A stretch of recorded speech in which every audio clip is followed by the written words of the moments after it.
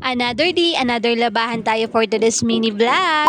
Ito nga palang video ay noong isang araw pa to at ngayon ko nga lang na-edit at na-voice over. Nahihirapan na nga rin kasi akong mag-adjust at i-manage nga ang oras ko. Sa totoo lang, mahirap din kasing ipagsabay-sabay lahat. Lalo na at may inaalagaan pa nga akong dalawang bata at ako nga rin ang gumagawa sa lahat ng gawaing bahay. At isa rin sa mahirap isipin at gawin ang gumawa nga palagi ng content araw-araw. Bago nga rin pala ako nagsimula sa paglalabang nga nitong aming mga damit ay kumain nga muna kami ni Kuya Tantan. Anyway, ang inuna ko nga palang labhan ay ang mga putingan na damit ni Kuya Tantan. Ang isinunod ko rin namang isa lang ay ang mga decolor nga. Mabuti na nga lang din bago nga rin ako magsimula dyan sa aking paglalaba si BBC yan ay napatulog ko na nga rin. At si Kuya Tantan nga dyan pumunta nga doon kila nanay dahil gusto nga niyang gumala doon. At pinayagan ko na nga lang para tuloy-tuloy nga rin ako dito sa aking paglalaba at hindi nga rin magising si BBC yan. Fast forward, katapos ko nga palang makapagbanlaw nitong mga damit nga namin, isinampay ko na nga rin pala lahat para matuyo nga rin agad. Alam nyo ba, ito talaga yung gawain ng isang nanay na hindi natin matatakasan at hindi rin natin pwedeng iasa sa iba. Aminin man natin o hindi, alam natin na dumarating din talaga sa point na napapagod din talaga ang ating mga lupang katawan. Pero ang galing lang no, lahat ng mga gawaing bahay at pag-aalaga sa ating mga anak ay kaya nating mapagsabay-sabay lahat. Kaya sobrang nakaka-proud talaga yung mga nanay na palaging pinipili araw-araw na magpatuloy at maging matatag nga palagi. Anyway, nang kinahaponan nga, tawang-tawa nga ako dyan kay BBC yan dahil nagsasarili na nga rin siyang dumapa.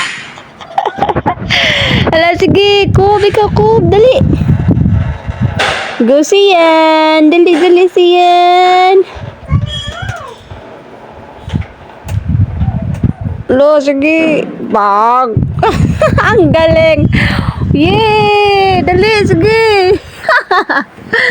Sige, practice. Sian, practice. Sige.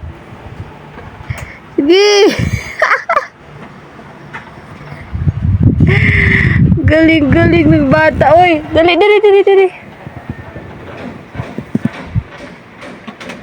Na.